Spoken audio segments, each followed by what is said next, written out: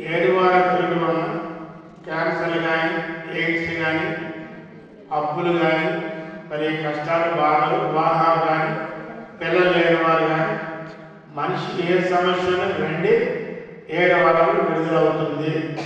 Address మరి కొత్తూరు గ్రామం, Gopala junction,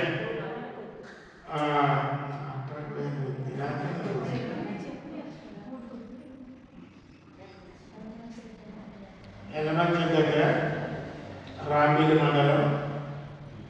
రండి. ఫోన్ నెంబర్ కావాలి సార్ 9949161367. ఫోన్ చేయండి, వివరాలు చెప్తాం. అది రండి. దయచేసి దేవుని ఆశీర్వాదం పొందండి. ప్రార్థన చేస్తాం. కళ్ళు మీకు ఏ కొద్దు ఉండదు. నా చెప్పాను, అమెరికాలో $20 ఉంటే వేసి అని చెప్పాను. అది పూర్తి చేయలేదు. ఇంటికి వెళ్ళేసరికి ఏమీ లేదు. ఆవిడ దగ్గర పోస్ట్ బాక్స్ ఉంటాయి వీధిలో. ఎవరు పోస్ట్ బాక్స్ ఇంటి నెంబర్ ప్రకారం ఉండేది. ఆ పోస్ట్ బాక్స్ తీసింది 3 డబ్బాలు వచ్చాయి. ఆ డబ్బా ఇంట్లోకి వెళ్ళి అన్నీ ఓపెన్ చేస్తుంది. ఒక కవర్ ఓపెన్ చేస్తే $2000 ఉన్నాయి. చెప్పకూడదు దేవుడికి. ఎంత వేసింది? $20 వేసింది. ఎంత వచ్చిందమ్మా? ఖైమా ఎంత? $20 వచ్చాయి. మరి నువ్వు దేవుడికి ఇచ్చిన దాన్ని దేవుడు మర్చిపోయాడమ్మా? మర్చిపోడు.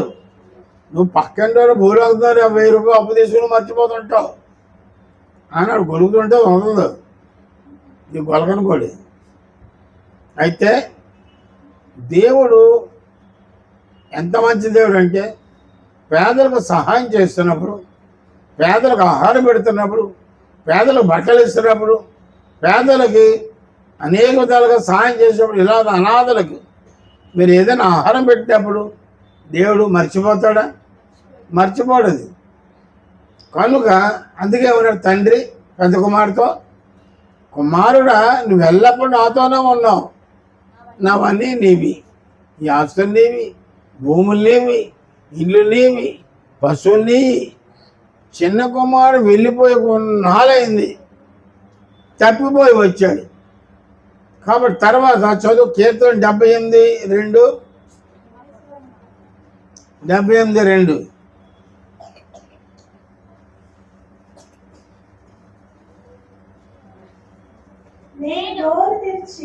నేను నోరు తెరిచి ఉపమానం చెప్పేదను, పూర్వకాలమైన గూఢమైన వాక్యాలను నేను తెలియచెప్పేది. ఇక్కడ యేసుప్రభు అంటున్నారు, నీకు తెలియని వాక్యాలు కూడా అర్థాలు కూడా నేను చెప్తాను. గూఢమైన వాక్యాలు జాగ్రత్త విను అని చెప్తున్నాడు. యేసుప్రభు వారు మర్మాలు ఎలా ఉంటాయంటే, రహస్యమైన ధననిధిని నీకు ఇచ్చేదని అంటున్నాడు. ఉందా బైబిల్లో? ఇత్తడి తలుపులను పగులు కొట్టేది, ఇనుప గడియలను విరగ కొట్టేది, అంధకారము నిధులు నీకు ఇస్తాను. ఒకసారి లండన్లో ఒక క్రిస్టియన్ ఏమని అడగడు, చిన్న జాబు చేసుకుంటున్నాడు. ఏయ్ విను, లండన్లో అలా చాక్లెట్ ఎవరా నీ దగ్గర వచ్చు, నువ్వు తినిగా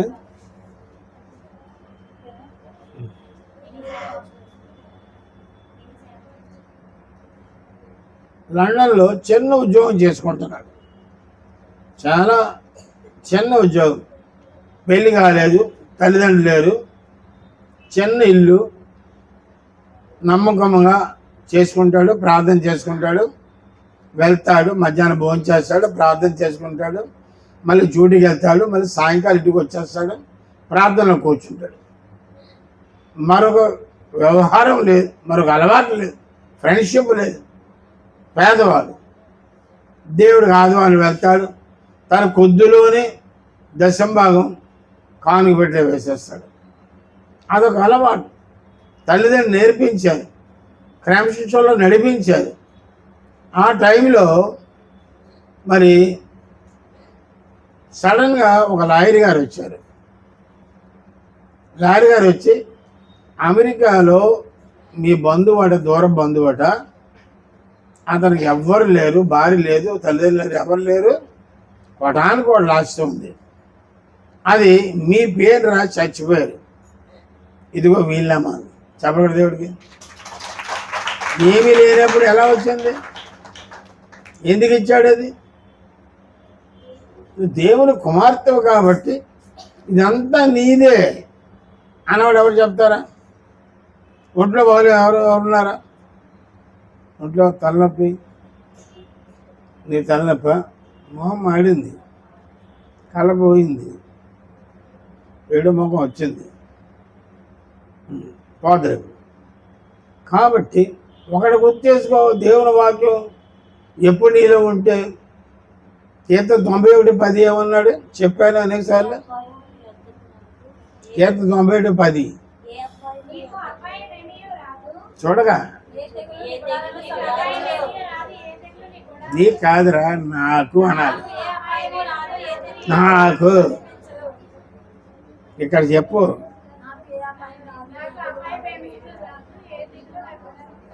నీ ఒంట్లో ఏమో తలనొప్పి కదా, తలనొప్పి నీకు కాదురా బాబు, ఇవన్నీ నీయే.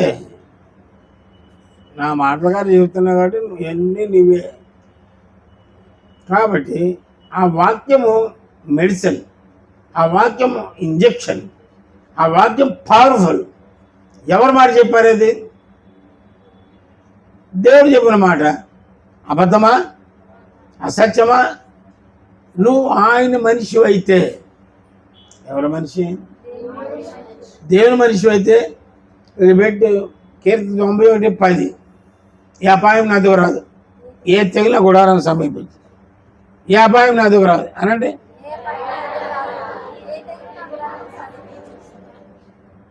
కడుపు నొప్పి వస్తే కడుపు చేసి పిల్లలు అప్పుడు జ్వరం వస్తుండే, దీని ముందు ఇప్పుడు వచ్చేట్టుంది. ఏ అపాయం నా దగ్గర రాదు అను, ఏ అపాయం నా దగ్గర రాదేను. తిన్నావా? తిన్నావాడు భయపడితే పెట్టరా?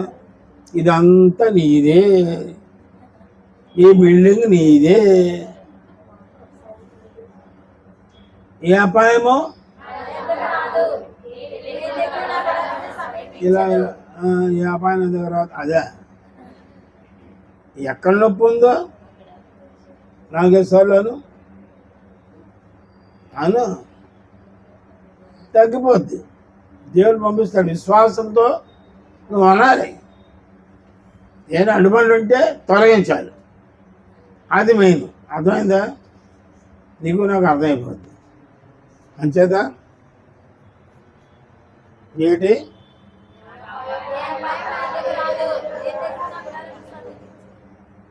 అనండి మళ్ళీ.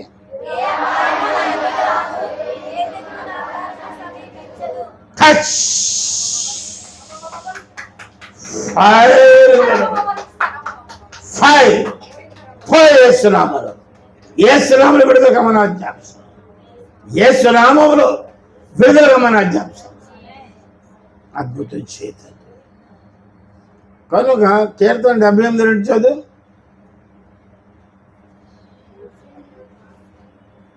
కీర్తన 78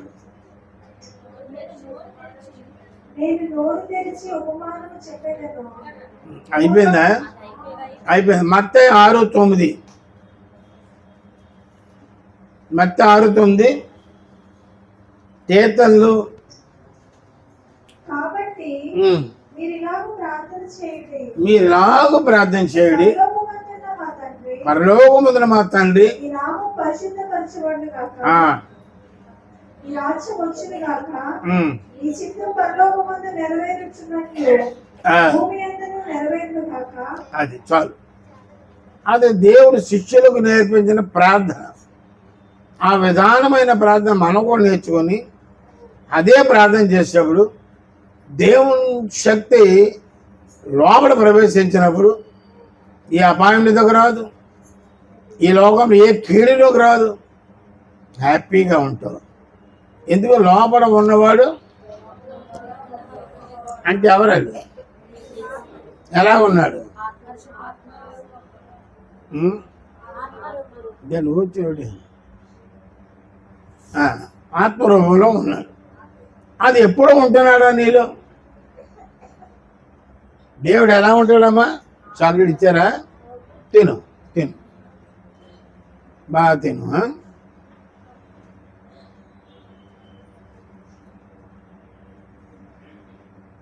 దేవుడు ఆత్మ. దేవుడు రూపమా? దేవుడు ఆత్మనండి.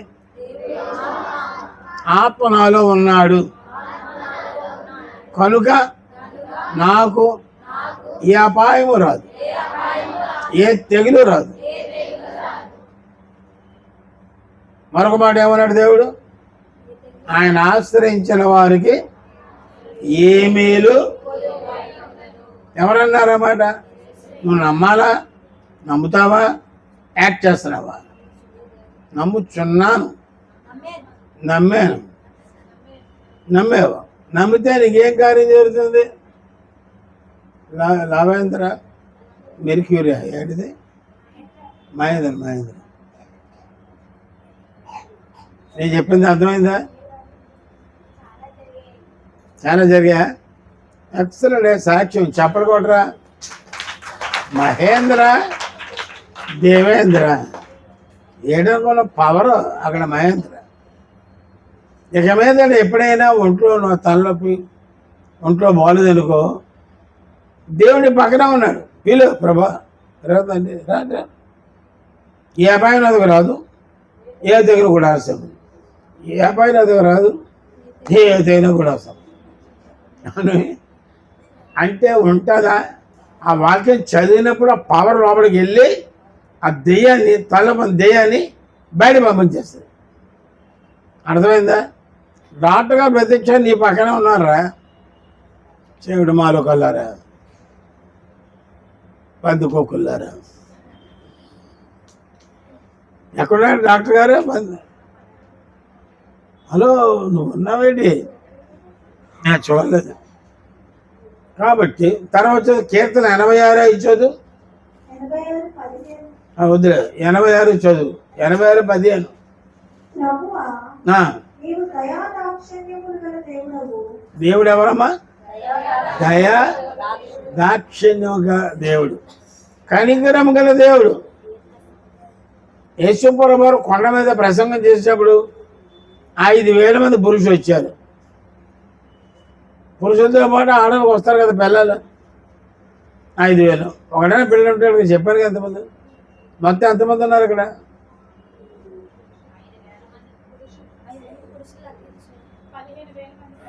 నా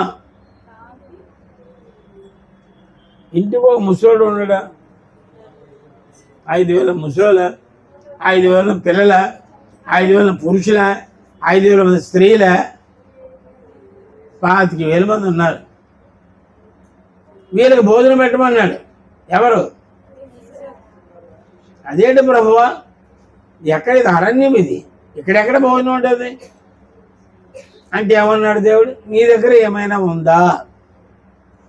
అలాంటి చిన్నపిల్ల 5 రొట్టెలు వీళ్ళ అమ్మ కట్టిందట. 5 రొట్టెలు 2 చేపలు తెచ్చి ప్రభుకి ఇచ్చింది. ఇచ్చావా?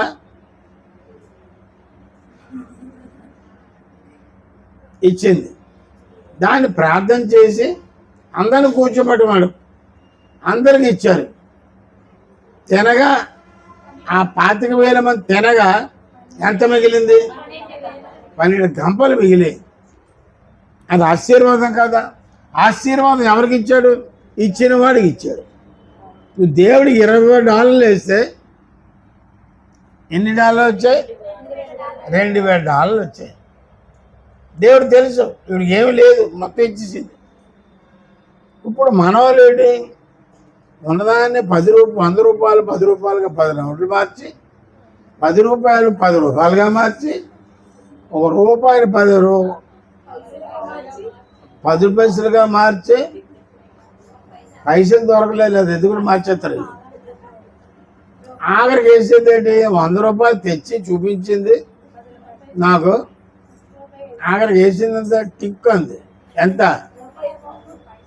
₹1. దేవుని దశభాగం నిజంగా ఎంతమంది ఇస్తున్నారు? మీరు దేవుడు రావట్లేదంటే కారణం ఏంటిది?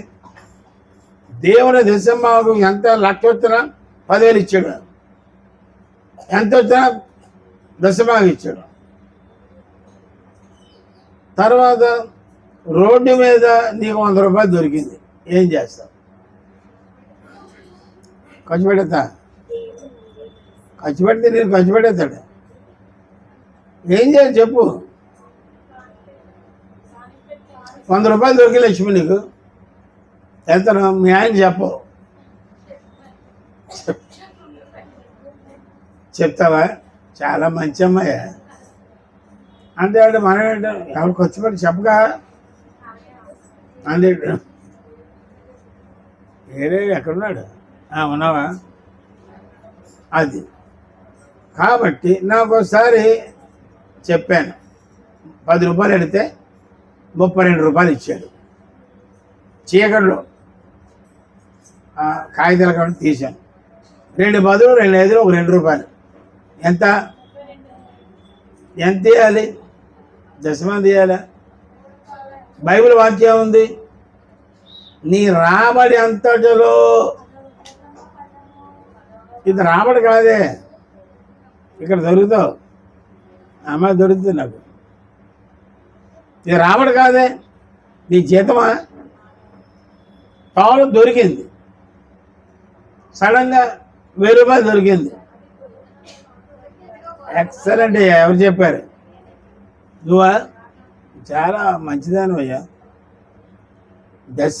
దశంభాగమే ప్లస్ కృతజ్ఞతానికి నీ ఆదాయం కాదు కదా.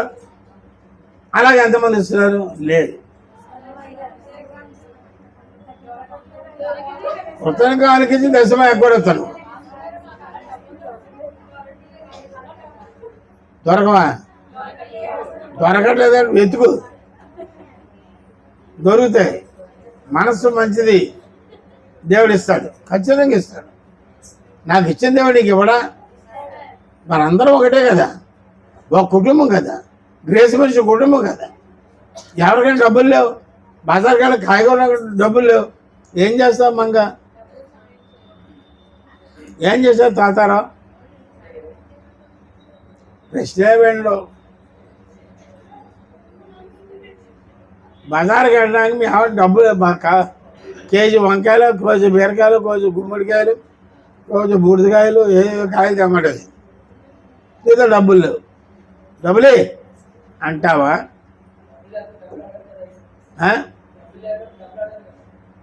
ఏంటి?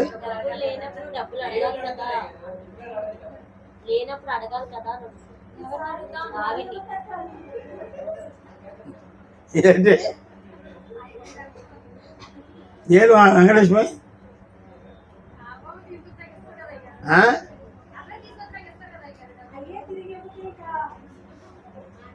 అది రైటే.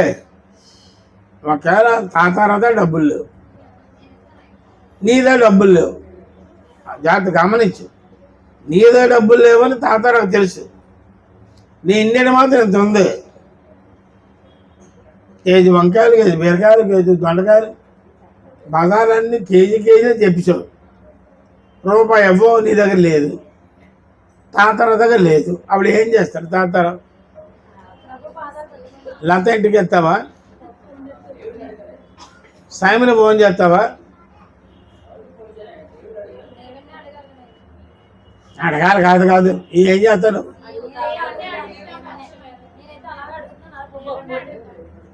దేవుని అడుగుతున్నా?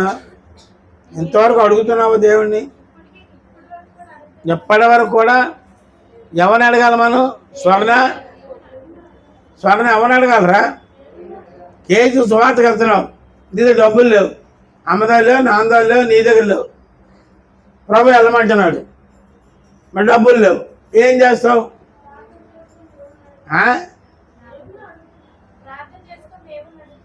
ఇవ్వడం ఏం చేస్తావు?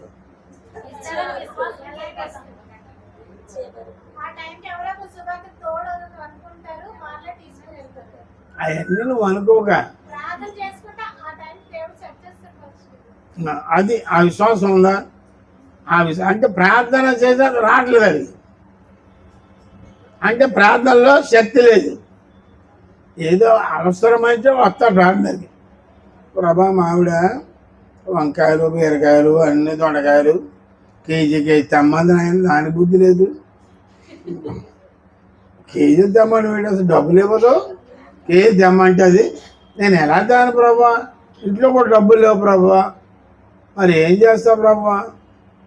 ఇదంటే ఎవడో వస్తారు, తాతారో ఫ్రెండ్, తాతారో ఆ మధ్య నేను 1000 రూపాయలు అప్పించావు, ఇదిగో 1000 రూపాయలు ఇస్తాడు. చెప్పకూడదు దేవుడికి. మన దేవుడు అడుక్కోనేవాడయ్యా, తల తెచ్చుకోనేవాడు. అటువంటి దేవుడైనా యేసుప్రభు, యేసుప్రభు గొప్ప దేవుడైనా. హల్లెలూయా హల్లెలూయా హల్లెలూయా. నేను కొట్టాను హల్లెలూయా అనరా? ఏది చదివి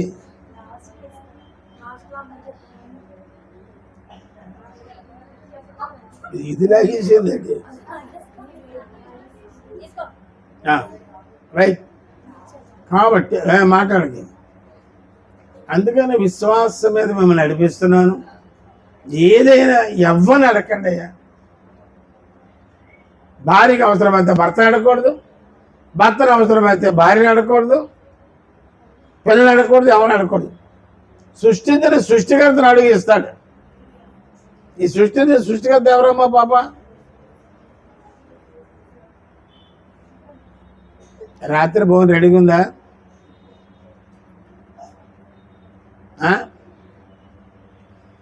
రాత్రి భోజనం ఉందా? రెడీ అయిపోయిందా? పర్లేదు, తినండి కాదా. కాబట్టి మరీ వస్తుంటుంది మీకు, వచ్చినప్పుడు మళ్ళీ 3 తెస్తుంది, ఏం పర్లేదు. కాబట్టి దేవుని పిల్లారా, మనము ఇక్కడ దేవుడు ఎంత గొప్ప దేవుడు అంటే, దేవుడు దయాదాక్షిణ్యం గల దేవుడు, జాలి గల దేవుడు, ప్రేమ గల దేవుడు, అడిగితే ఇచ్చే దేవుడు, దీర్ఘశాంతుడు. ఇంకా 26:15 కృపా సత్య సంపూర్ణుడు. 103:8 యెహోవా దయాదాక్షిణ్య పూర్ణుడు, దీర్ఘశాంతుడు, కృపా సమృద్ధి గలవాడు. 111:4 ఆయన తన ఆశ్చర్య కార్యములకు, ఆయన ఆశ్చర్య కార్యములను, జ్ఞాపకార్థ సూచనలు నియమించి ఉన్నాడు. యెహోవా దయాదాక్షిణ్య పూర్ణుడు. 116:5 యెహోవా దయాళుడు నీతిమంతుడు, యెహోవా దయాళుడు నీతిమంతుడు, మన దేవుడు వాత్సల్యత గలవాడు. చూసారమ్మా, దేవుడు కనికరం గల దేవుడు, ప్రేమ గల దేవుడు, అడిగితే ఇచ్చే దేవుడు, దీర్ఘశాంతుడు. ఆయన ఉంటుండగా నువ్వు ఎవరింటికో పక్కన వాళ్ళకి వెళ్ళి అప్పుకి ఎందుకు వెళ్తావు? నువ్వు వెళ్ళకూడదు. ఉదయం అదే డబ్బులు లేవు, చూస్తే 118 అంత ఉంది సెల్లో. ఇవాళ మా ఆవిడ అడిగింది, 2000 ఇవ్వండి, నేను భారతి గారు అందరు కలిసి బజార్కి వెళ్తున్నాం అని. చూస్తాను చూస్తే 118, 36 పైసలు ఎంత ఉంది. అప్పుడు ప్రభువా, మరి బజార్కి ఇవ్వాలి డబ్బులు, నా దగ్గర ఇది ఉంది, ఎలాగని నా షర్ట్ చేపు తీసుకురాను. షర్ట్ చేసి తీసుకొచ్చింది. సుమారు 3,000 రూపాయలు అందులో ఉంది. చెప్పకూడదు చెప్పి సాధారణ షర్ట్ చేపలో పెట్టను. అందరూ ఇదిగో అడిగింది 2 తీసుకు. ఇంకా నాకు ఎంత ఉంది? గొప్ప దేవుడే కాదా? దయాదాక్ష్యం గల దేవుడైనా, ప్రేమల దేవుడైనా, జాలిగ దేవుడైనా, మహేంద్ర దేవుడైనా,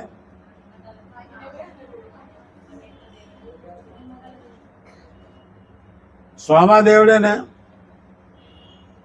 కాబట్టి నా దేవుడు, నీ దేవుడు, నీ దేవుడు, నీ దేవుడు, అవునా లేదా? కాబట్టి అటువంటి దేవుడు పెట్టుకొని మనుషులు మీద ఎందుకు వాళ్తావు? పెద్దల్లాగా రెక్కలు పెట్టుకొని చాపుకొని వాళ్ళకండి ఎవరు కూడా.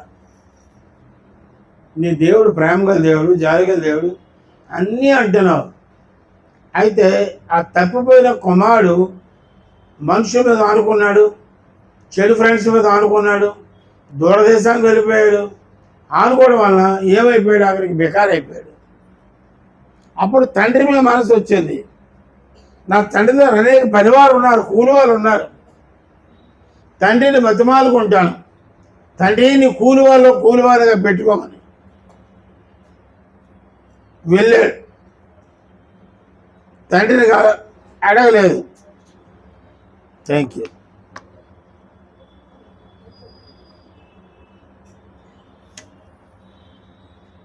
దూరం చూసే పరిగెత్తుకుని వెళ్ళి కుమారుని హత్తుకున్నాడు. మాసిపోయిన బట్టలు, పెరిగిపోయిన గడ్డం, డొక్క లోపలికి వెళ్ళిపోయినాయి, సన్నంగా పక్క చిక్కిపోయాడు. తండ్రి ఎప్పుడైతే కౌగిలించుకున్నాడో ఆటోమేటిక్గా కుమారుడు కూడా సంతోషం వచ్చింది. తండ్రి కుమారుల యొక్క హృదయాలు కలిసే. మళ్ళీ తండ్రి క్షమించాడు. మళ్ళీ పాత జీవితం వచ్చింది. అనుకున్న దానికన్నా ఊహిన దానికన్నా ఎక్కువ వచ్చాయి. తండ్రి పెద్ద కుమారుడు ఎప్పుడు ఉంటున్నాడు కాబట్టి అతనికి ఏ లోటు పడలేదు. నువ్వు దేవుడితో ఎప్పుడు ఉంటే ఇదెవరు? నువ్వా? తండ్రితో ఎప్పుడూ ఉంటే నీకు ఏ లోటు ఉండదా? ఎప్పుడూ ప్రార్థన చేయి, దేవుడితో మాట్లాడుకో, నడుస్తూ మాట్లాడుకో. ఎప్పుడో మాట్లాడుకో నడుస్తూ. పిచ్చర్లు అనుకుంటా బయటలు.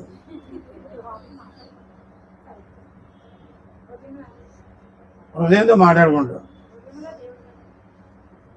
ఎవరు నడుస్తూ మాట్లాడేవాళ్ళు ఎవరు? ఏ పిచ్చెక్కింది అలా చదువుకోండి, ఏడు పిచ్చిదానా అంటారు. నిజమే. నువ్వేంటి ఎవడమో చదువుతావు, మాట్లాడుకుంటావు. నిద్రలో కలరా? మాట్లాడుకోండి, నీ మాటలు వింటారు. మీరు ఏదైనా అవసరం అయితే ఏం చేయాలిరా? అవసరం అయితే ఏం చేయాలి? దేవుని అడగాల. అడుగుతావా? ఎలాగ అడుగుతావు? ప్రభువా నాకు పెద్ద క్యాడ్బరీ చాక్లెట్ కావాలి. పాస్టర్ చిన్న ఇస్తున్నారు, 5 రూపాయల చాక్లెట్, 100 రూపాయల చాక్లెట్ కావాలి. అడగాల? అడిగితే ఇస్తాడు ఎవరా? చెప్పరా? డౌట్ పడకలే, నేను ఇస్తానులే నీకు.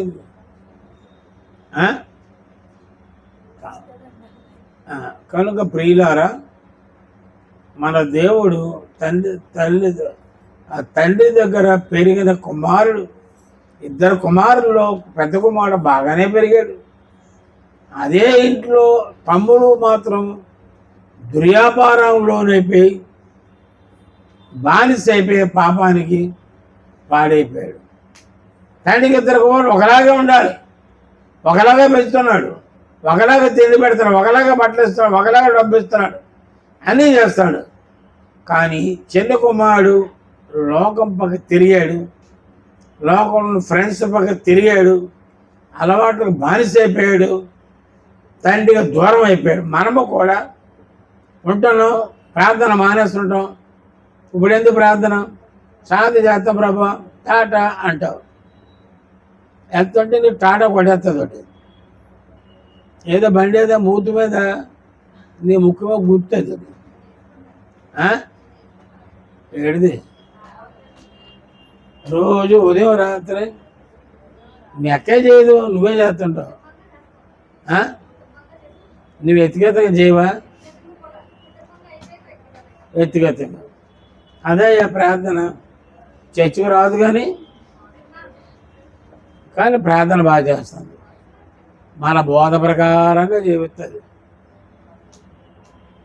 మీరైనా దీవించబడాలంటే పెద్ద కుమారుడు ఏం చేశాడు? తండ్రి మాట వింటున్నాడు. అందుకనే హెబ్రీ గ్రంథంలో ఉంది కదా, మీ పైన నాయకులుగా ఉన్నవారు లెక్క ఒప్ప చెప్పవలసిన వారే ఉన్నారు కనుక దుఃఖముతో కాక వారు సంతోషముతో ఉండులాగని చేయండి. చదువు చదువు 13-17 వచనం. హెబ్రీ. మీ పైన నాయకులుగా ఉన్నవారు లెక్క ఒప్ప చెప్పవలసిన వారి వలె మీ ఆత్మలను కాయిచున్నారు. వారు దుఃఖముతో పనిచేసిన ఎడల మీకు నిష్ప్రయోజనము కనుక దుఃఖముతో కాక ఆనందంతో చేయనట్లు వారి మాట విని వారికి లోబడి ఉండుడి.